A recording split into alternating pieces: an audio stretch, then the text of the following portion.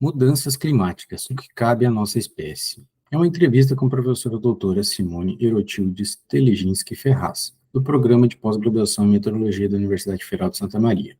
Essa é uma atividade de divulgação científica realizada como parte do projeto de extensão do curso de Física EAD da Universidade Federal de Santa Maria. Eu sou o acadêmico Robson da Rosa Barcelos, sob a orientação do professor doutor José Antônio Trindade Borges da Costa. Para iniciar, vamos lembrar que estamos todos sobre a terceira rocha a partir do Sol. O planeta Terra se formou há cerca de 4 bilhões e meio de anos e, como resultado dos processos ocorridos desde então, tem a sua superfície parcialmente coberta por água e totalmente envolvida por uma atmosfera rica em nitrogênio e oxigênio, além de uma infinidade de outros gases em menor proporção e vapor de água. A uma distância de 150 milhões de quilômetros do Sol, a temperatura média da superfície é de 15 graus Celsius, sendo bem mais baixa nos polos e um pouco mais alta no Equador.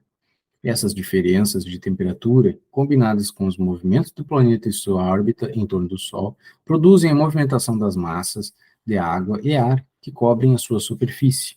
Todos os fenômenos meteorológicos estão relacionados a esses movimentos, que, acompanhados de transição de fases de água, a solidificação, fusão, vaporização e liquefação. Temos, então, a água, vapor, chuva, gelo e vento. Em algum momento da evolução do planeta, e até em períodos mais recentes, já tivemos muito mais gelo cobrindo a superfície do que presentemente. Eventos como o El Niño alteram temperaturas locais e o regime das chuvas. De fato, muitos eventos naturais podem produzir alterações de curto e longo prazo no clima.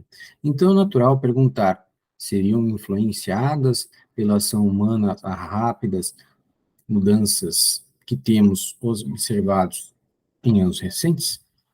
Que evidências temos para confirmar ou refutar essa hipótese?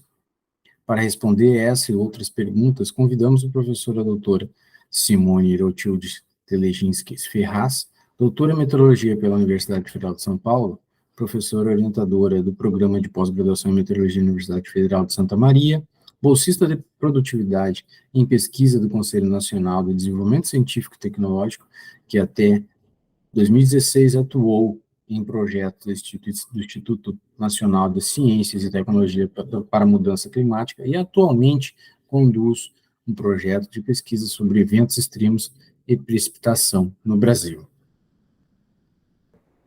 Seja bem-vinda, professora Simone. Tá?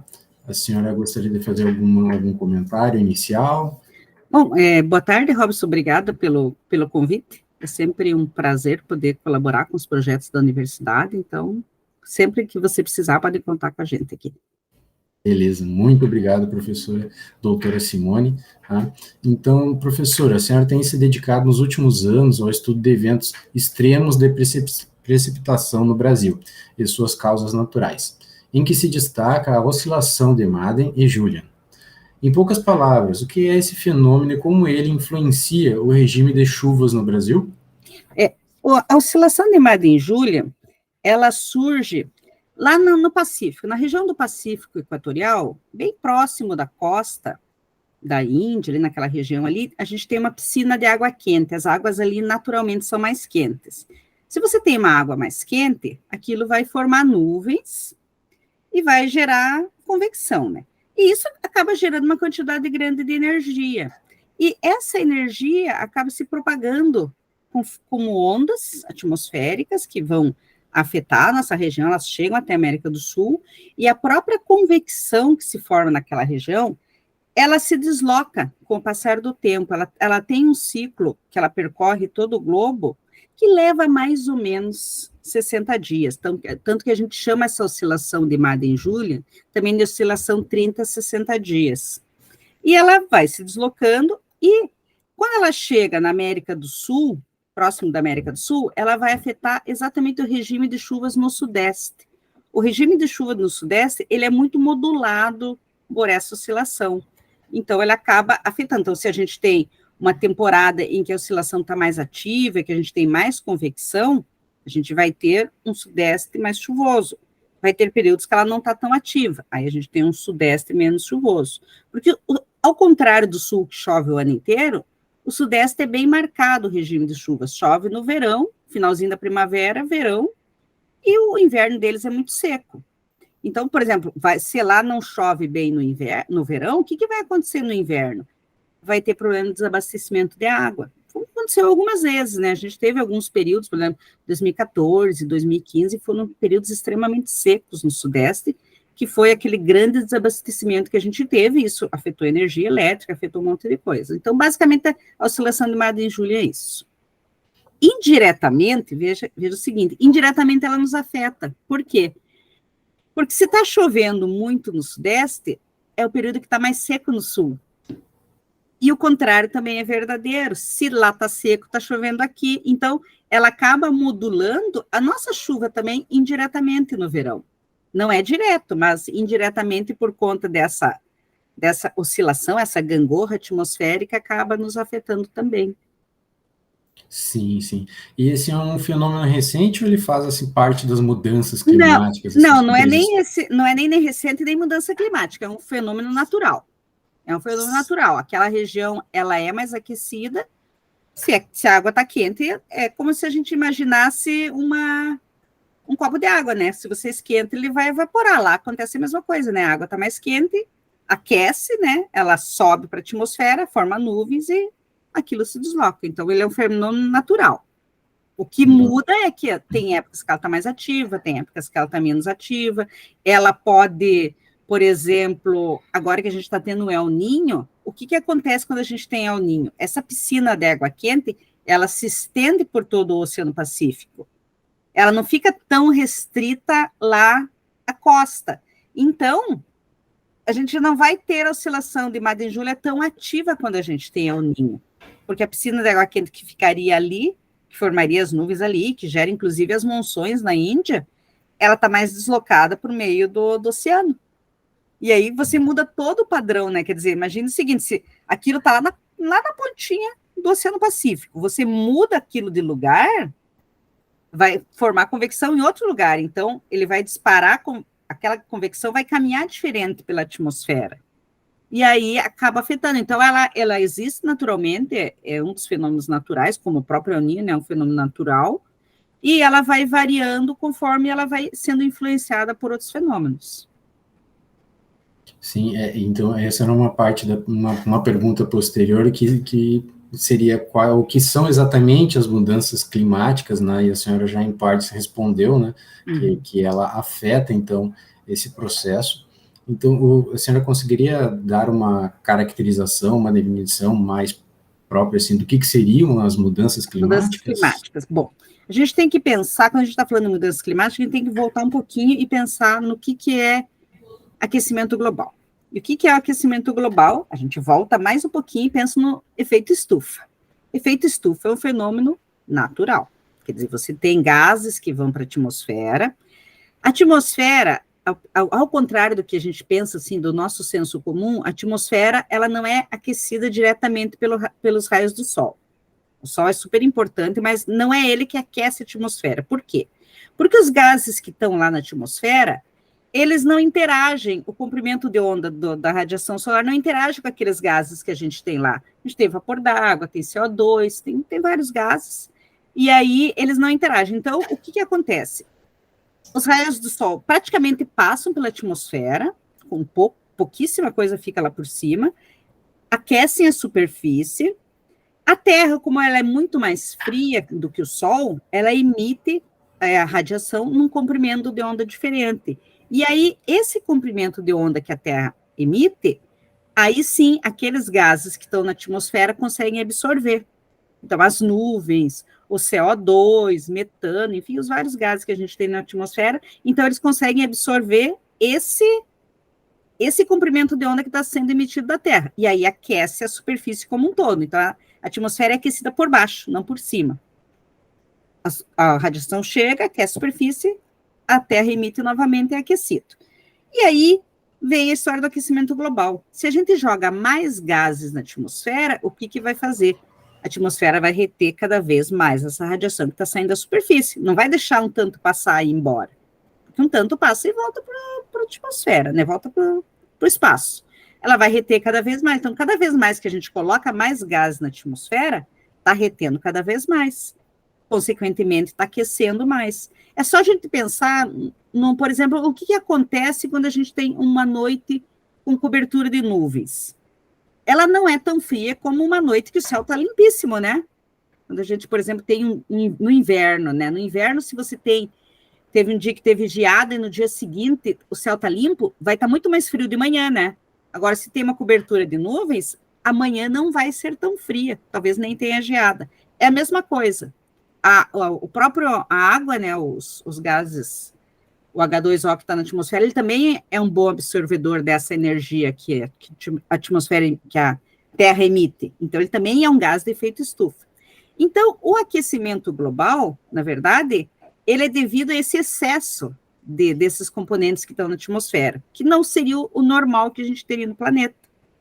Por isso que a gente pode até dizer, né, e a maioria dos estudos mostram, com exceção você até vai comentar depois dos fake news ou dos negacionistas, que não é o ser humano que é culpado por isso. Na verdade, todas as pesquisas sérias mostram que é o excesso desses gases na atmosfera que está fazendo com que aqueça mais. O efeito estufa está ali, o efeito estufa natural é que faz a gente estar aqui na Terra, porque se a gente não tivesse atmosfera, a gente teria uma temperatura muito mais baixa, não teria condição de ter vida na Terra. Né? O problema é a gente ter que jogar mais gás na atmosfera. A radiação fica ali, aquecendo o planeta, e isso, o que acontece? Eu estou aquecendo o planeta, eu estou mudando a condição normal do planeta. Todos esses efeitos que eu falei, por exemplo, o El Niño, a oscilação de Madden-Júlia, se você tem mais energia, ele pode ser mais intenso. Por exemplo, a gente pode ter eventos mais intensos de precipitação, o oceano fica mais quente, consequentemente, a temporada de furacões fica mais longa, e os furacões são mais intensos. A gente tem vendo, de ano para ano, cada vez mais furacões muito mais intensos. E até regiões que não são tão propícias a ter eventos extremos. Quer ver uma curiosidade? Nesse mês de novembro, a gente teve 6 tornados em Santa Catarina. Há uns tempos atrás, a gente escutava 1, 2, quando muito. Esse ano a gente teve 6. Por quê? Porque a gente está com um El Niño com uma intensidade forte, ele muda toda a configuração atmosférica e acaba deixando aquela região propícia a ter mais tornados. Então, é como se a gente colocasse lenha na fogueira, né? Como a gente fala aqui no Sul. Você está aumentando a quantidade de energia. E é isso aí, tem que ir para algum lugar, né? Então, por isso que todas as consequências das mudanças climáticas são, em parte, a gente está jogando mais gás na atmosfera. E aí que não faz muito sentido, né? Quando os negacionistas falam, mas a Terra já passou por outras eras. Mas naquela época a gente não tinha ser humano, a gente não estava jogando nada além na atmosfera. A vegetação estava preservada, a gente não estava fazendo queimada, não estava cortando árvores, né? Então, é aquela coisa assim, a gente tem pesquisa para tudo nesse mundo, né? Vai ter as boas e vai ter as ruins, infelizmente, né? E aí essas pessoas só olham para as ruins. Né? Se a gente for olhar a quantidade de trabalhos que são avaliados pelo IPCC, né, pelo Painel Intergovernamental de Mudanças Climáticas, eles não olham um artigo, 2, eles olham centenas, eles olham dezenas de modelos, né? Então, é muito mais confiável do que você pegar 2, 3 artigos e dizer que não, é devido àqueles 3 artigos, não é devido aos outros 3.500, né? É mais ou menos isso. Sim, então, em parte você já respondeu, né, algumas questões, e poderia se dizer, então, só uma curiosidade, assim, que naturalmente, então, a emissão de gases pelo efeito estufa, naturalmente tenderia a aumentar, digamos assim, digamos que num plano ideal, que os seres humanos não emitissem mais gases carbônicos e somente ocorresse a emissão de gases em quantidades naturais. Ele tenderia... ia ficar normal. A gente não teria um aquecimento a mais, porque aí seria mais ou menos o que é emitido quando, por exemplo, quando cai uma árvore, ela emite CO2, ela absorve, né? Por exemplo, as árvores, elas absorvem CO2 porque faz parte do processo de respiração delas.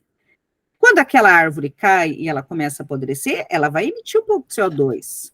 Então, as vaquinhas lá andando no pasto também vão emitir um pouco de metano, mas não é nada muito fora do normal. O problema é quando a gente começa a colocar uma quantidade a mais. Então, se fosse nas condições, é só a gente pensar nas condições ideais antes do ser humano, né? Quer dizer, a temperatura média do globo era ali em torno de 17, 18 graus, né? Então, uma média global, né? Isso é devido a essa atmosfera que se formou por conta dos gases que a gente tem naturalmente no planeta. É o extra que a gente começou, quando começou a industrialização, queima de combustíveis fósseis, que daí foi aumentando muito, né? Algumas práticas agrícolas muito abusivas. Então, tudo isso foi gerando um aumento. E o problema é que, se isso aumentasse, mas rapidamente ele saísse da atmosfera, tudo bem, mas não é. Por exemplo, esses gases, o CO2, o prazo dele, né, o tempo que ele fica na atmosfera é mais ou menos 100 anos. Quer dizer, não, é assustador, porque se a gente está falando agora e a gente já sente alguns impactos, né? É só ver, por exemplo, esse último El Niño, ele acaba sendo fortalecido por esse tipo de evento. Quer dizer, se a gente parasse agora com as emissões, vai levar 100 anos. Quer dizer, talvez os seus netos vão ter um planeta um pouco melhor. Agora, se a gente não parar, vale o contrário também. O que vai sobrar para eles, né? Então, é meio assustador, assim, e é uma pena, porque se fala muito pouco disso ainda, né? As pessoas não têm essa consciência ainda do quão grave é essa situação, né? E assim, na ciência, o que a gente pode fazer? A gente pensa tecnologias que possam minimizar, tenta o máximo possível informar as pessoas, cada vez fazer mais pesquisas sobre isso, mas tem um limite do que o cientista faz e do que o político faz, né? Então, isso é muito difícil de resolver, né? Então, é complicado. Sim, sim. Mas pensando agora numa outra forma, digamos que eu fosse uma pessoa que negasse um pouco a ciência, que eu tivesse esse pensamento de que não, a ciência está errada e que o meu conhecimento e as minhas pesquisas particulares são as corretas. Poderia-se dizer assim que a temperatura do globo terrestre aumentaria naturalmente e a gente teria esses problemas que nós temos agora? Né? Tá, pensando como um negacionista, né? O que eles alegam? Que a temperatura do globo tem períodos, e realmente teve, a gente já teve 4 períodos glaciais, mas é diferente você comparar, por exemplo, as eras glaciais, onde você não tinha ninguém no planeta, né? Então, ela aumentou, subiu por conta de mudanças no eixo da Terra, então, por vários motivos. Então, pensando com aquela cabeça de quem viveu lá na pré-história, não vai acontecer nada, não vai aquecer, mas ela pode aumentar e diminuir conforme muda as eras glaciais, algumas teorias falam até em manchas solares. Se a gente for pensar dessa maneira, bom, daí não vai mudar a temperatura, vai diminuir, mas, bom, se fosse só isso, aí é muito pior, né? Porque daí você não pode fazer nada. E aí, por exemplo, poderia acontecer, né? Você chegou até a comentar nas tuas perguntas sobre a extinção dos dinossauros, né? Que um pouco foi porque baixou muito, a extinção dos dinossauros é um exemplo do que aconteceu, né? Que caiu um grande meteoro no planeta, aquilo levantou uma quantidade absurda de material na atmosfera e fez com que não tivesse radiação, né? Porque a que chegava não conseguia aquecer direito, baixou muito a temperatura do planeta, porque aquilo era feito de um material que acabou não absorvendo tanta radiação, né, na atmosfera, então não fez aquela camada de efeito estufa que aqueceria, então baixou a temperatura, não chegou radiação, então não tinha fotossíntese, os bichos acabaram morrendo tudo de fome, né? Talvez acontecesse isso com a gente, né? Mas não se não se tem provado que é isso que realmente está acontecendo, né? Não é, assim, a gente não consegue, né, mesmo nessas pesquisas, enxergar o que eles estão querendo dizer, né, quando dizem, não, isso não tem nada a ver com o ser humano, porque isso tem a ver com as mudanças normais do planeta, né? As mudanças normais do planeta vão continuar existindo, apesar da gente estar aqui, né? Mas isso é coisa de bilhões de anos, né? Nós estamos falando a gente está falando em coisas de 70 anos. A Revolução Industrial começou na década de 50. E olha o estrago que a gente fez em 70 anos. Essa variação que a gente fez em 70 anos, se a gente pensar em era glacial, a gente está falando em milhões de anos. Né? A escala de tempo é muito diferente. Né? A quantidade de CO2 que a gente aumentou e de outros gases de efeito de estufa que a gente aumentou foi muito, muito alta comparado com o que aconteceu em períodos glaciais em que é tudo muito mais lento, né? Esse acho que é o principal ponto que você não tem como argumentar contra, né? Quer dizer, não é a mesma escala, né? Quando a gente fala por exemplo, tem algumas pesquisas que eu já vi, assim, isso é mais ou menos igual a acreditar na Terra plana, né? Você sempre vê umas coisas absurdas. Mas tem umas que falam, não, mas é que mudou o eixo de rotação da Terra, mas isso também é uma coisa que é milhares de anos, né? Não é de uma hora para outra que a Terra vira de cabeça para baixo. Então, a nossa escala é muito mais curta, né? Então, as mudanças são muito drásticas por um período tão curto de tempo. Acho que esse é o principal, né? A gente está vendo os resultados, né? Sim. E sabe o que é mais estranho? Não estranho não, é meio assustador. Quando os primeiros resultados do painel intergovernamental são lá da década de 80. E naquela época a gente falava em mudanças para 2100. E a gente está vendo isso acontecer muito mais rápido. A gente está vendo extremos climáticos muito mais rápido. Por exemplo, olha as ondas de calor que deram há 2 semanas atrás no Brasil inteiro, com exceção daqui do sul, que estava embaixo d'água. O Brasil estava pegando fogo, tinha temperaturas de 47 graus. Essas ondas de calor são um pouco, claro, resposta do El Niño, mas de um El Niño reforçado por conta de um aquecimento que está ocorrendo, né? Então, como eu falei no começo, né, acaba tornando os fenômenos naturais mais extremos. Né? E num prazo muito antes do que a gente previa lá na década de 80, né? Isso está chegando antes. Então, quer dizer, o que se vê agora é que 2100 vai estar bem pior do que a gente previu há 20, 30 anos atrás. Isso é uma coisa mais assustadora de se ver, né? O quão rápido as coisas estão caminhando. Mas a gente está falando, então, aqui do aquecimento global, das mudanças climáticas, só que, em certa medida, eu não percebi, de repente, uma atribuição de valor. É algo bom ou seria algo ruim para a nossa vida humana no nosso planeta? Bom não é, né? Porque pensa assim, quando você começa a aquecer demais, pensa numa região, por exemplo, como o Pantanal, que tem uma diversidade absurda, né? Vai ter mais queimada, porque fica seco, né? Vai ter mais queimada, você vai acabar destruindo o habitat de várias espécies que só tem naquela região. Então, para a diversidade, você vai estar afetando. Para o ser humano também. Por exemplo, aqui no Brasil isso não aconteceu tanto, acho que só teve 6 pessoas que morreram por causa da onda de calor. Mas você vai para regiões mais pobres, ou por exemplo na Europa, principalmente aconteceu em 1 ano e pouco atrás, que chegou a morrer 1.000 pessoas por causa de uma onda de calor. Porque as pessoas não tinham. Aqui no Rio Grande do Sul a gente está acostumado, como é muito quente, qualquer casa tem um ar-condicionado, nem que seja comprado ali no Uruguai, né? Isso é uma coisa mais comum, então a pessoa não sofre tanto com calor, se nem que fique todo mundo no mesmo quarto de noite, mas pelo menos vai estar fresquinho, né? Agora você vai para o Sudeste, não é um costume das pessoas. Eu morei muitos anos em Curitiba. Curitiba a gente não tinha nem ventilador, porque não precisava, a temperatura lá é muito fresca sempre, Curitiba é 1.000 metros acima do nível do mar. Então, 27 graus, Curitibano está morrendo de calor. Chegou a 33.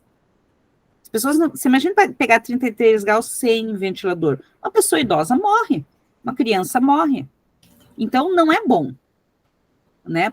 Alguns podem até dizer, não, mas vai ter mais CO2, o arroz gosta de CO2, então, beleza, as plantinhas vão produzir mais. Não vão, né? Porque se dá uma enchente, não importa se tem mais CO2. Se você tem um evento extremo por trás disso, não vai ajudar, né? Então, não é bom. Assim, esse aquecimento fora do normal não é bom. E aí, sabe outra coisa que às vezes as pessoas não levam a sério, não sei até que ponto a culpa é do cientista de não saber explicar. A gente fala, aumentou a temperatura em 1 grau, se chegar a 1,5 não volta atrás. Daí a gente pensa, não, mas no verão, Rio Grande do Sul é assim, né? Num dia você tem 20 graus, no outro você tem 35, né? Só que a gente não está falando da temperatura de uma regiãozinha pequenininha, a gente está falando da temperatura do planeta inteiro.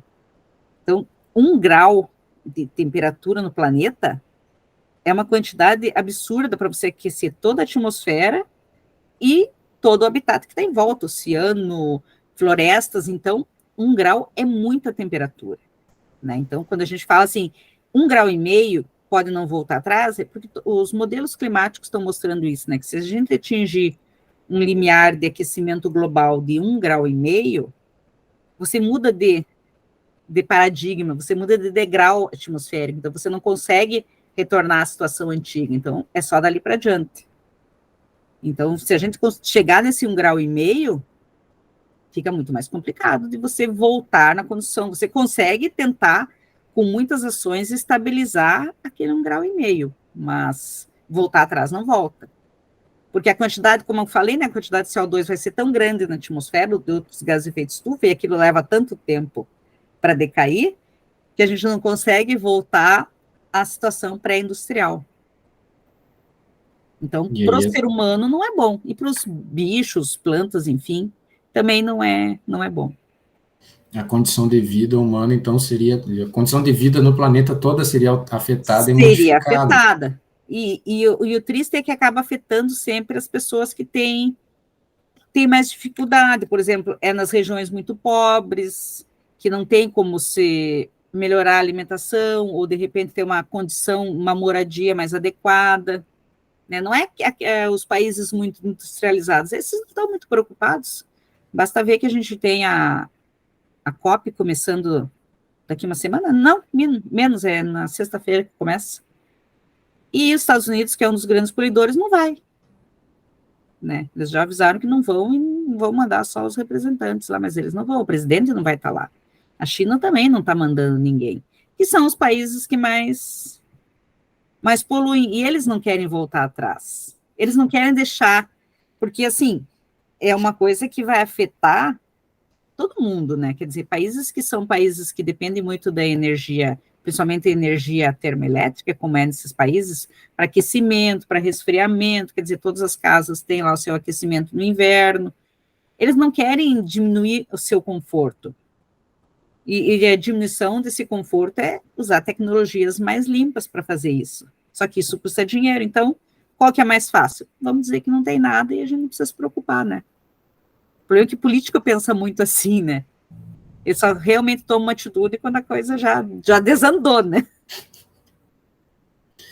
Então, essa era uma outra pergunta, uma questão, né? A gente está, até agora, apontando os problemas e todos os malefícios que causariam, né, essas mudanças climáticas, o aquecimento global, mas como a gente poderia, então, tentar reverter ou amenizar, né? Quais seriam as tecnologias, quais seriam as formas que a gente poderia contribuir? Tem diversos estudos, né, que mostram isso. Por exemplo, no campo, tem estudos que mostram que você melhorar o manejo, seja das culturas, seja não fazendo queimadas, seja fazendo rotação do gado. Então, todos esses manejos emitem menos, mas é uma coisa que é questão de investir em tecnologia, né? Então, isso aí vai diminuir. Usar energia mais limpa, por exemplo, carvão é o pior que a gente tem, né? Porque ela emite muito CO2. Então, hidrelétricas ou energia solar, energia eólica, então são outras maneiras também de você diminuir a emissão. E hoje em dia tem alguns estudos, eu não li muito sobre isso, eu sei que existe, que a gente chama de, como é que é? Geoanálise, eu não lembro direito exatamente o nome, que são pesquisas que os caras estão projetando fazer mudanças realmente grandes. E aí seriam, por exemplo, satélites tentando bloquear um tanto da radiação que chega. São coisas bem a nível global, né? Ou, de repente, pensar até numa cobertura para o planeta, para chegar a menos. São coisas assim, geoengenharia, lembrei. Geoengenharia, que é o termo. Se você procurar depois no Google, se tiver curiosidade, dá uma olhadinha. Então, são pesquisas assim globais para tentar diminuir a quantidade de radiação que chega no planeta. Porque se você diminuir a radiação, vai voltar menos para a atmosfera, mesmo que esteja cheio de gás de efeito estufa, não vai aquecer tanto. Então, são grandes pesquisas, mas isso assim, é uma coisa muito, muito idealizada ainda, né? Ainda demora para conseguir se resolver. Até tem umas tentativas, teve uma coisa que aconteceu alguns anos atrás, a Califórnia estava passando por uma seca absurda, e eles tinham um grande lago que estava evaporando, porque estava muito quente. O que eles fizeram? Eles encheram o lago de bolinha de plástico. Sabe essas bolinhas de piscina de bolinha? Eles cobriram o lago para evitar de ter tanta evaporação. Porque daí, claro, o vapor um tanto ia ficar retido ali na bolinha, ia voltar para a água, né? Então, isso é um exemplo de geoengenharia. Quer dizer, é uma maneira, é aplicar engenharia ao planeta, né? Então, são algumas iniciativas que estão surgindo disso, isso a nível de Organização Meteorológica Mundial, já é uma coisa bem, é mundial mesmo, que são maneiras de você tentar, se não reduzir a quantidade de CO2, tentar resolver o aquecimento em si, né? Isso vai funcionar? Ninguém sabe. Isso vai ser possível de colocar em prática? Também ninguém sabe. São coisas que surgem na academia e que depois vão ser aplicadas na prática, né? Mas são maneiras de talvez a gente vai ter que partir para alguma coisa assim mais drástica, né? Porque outra coisa importante, né, que eu até não comentei antes, mas um dos problemas da gente ter muito CO2 na atmosfera é que a gente vai ter também muito, como o CO2 ele vai se misturando ali, a gente vai ter muito oxigênio livre. E esse oxigênio que está livre, ele pode migrar para os níveis mais altos e atingir a região que é a região da atmosfera que absorve o ozônio. Que a gente tem a camada que forma a camada do ozônio, ela não é no mesmo nível da atmosfera. A atmosfera, a gente está falando, essa atmosfera que acontece tudo da nossa vida, até onde os aviões voam, a gente está falando 12, 13 quilômetros. O ozônio é mais para cima, é 25 até 50. Então, a gente está bem mais para cima. E se você tem muito oxigênio livre, ele vai combinar com o O2 que está lá, vai formar uma molécula de O3, e aí aquilo pode ir se quebrando, e aí a gente tem uma diminuição na camada do ozônio. E a camada de ozônio, ela é importante por quê? Porque ela é, para criar essa molécula e quebrar a molécula de ozônio, que é o O3, ela tem que absorver radiação UVA ou UVB, né, que é a radiação que é nociva tanto para o ser humano quanto para os animais, plantas, enfim. Se você tem muito O2 separado do O3, não formou ozônio, essa radiação vai passar direto para a superfície. E aí, além disso, você vai ter uma incidência maior de câncer de pele, de problemas relacionados com UVA e UVB. Quer ver outra coisa que também é complicado quando a gente aquece demais o planeta? Incidência de doenças. Você lembra de uma infestação de Zika que teve alguns anos atrás no norte do país, que foi uma coisa horrorosa, assim, um monte de criança nasceu com problema? Aquele ano foi um ano de El Niño forte. A atmosfera estava mais aquecida. Você aquece mais, enche de pernilongo. Então, a incidência de doenças transmitidas por esse tipo de pernilongo ou animais em geral, num clima mais quente, aumenta muito. Esse ano a gente está tendo grandes picos de dengue. Aqui no Rio Grande do Sul, principalmente até aqui em Santa Maria, que dificilmente a gente tinha muitos casos, está tendo muito caso de dengue. Dengue, zika. Então, são todas doenças que são devidas à picada de mosquito. E elas aumentam muito quando a gente tem uma atmosfera mais quente, né? Porque daí é um prato cheio para os bichinhos, né? Vai ter evento extremo, vai ter água. Vai estar quente, os ovinhos estão ali, aquece e transmite doenças.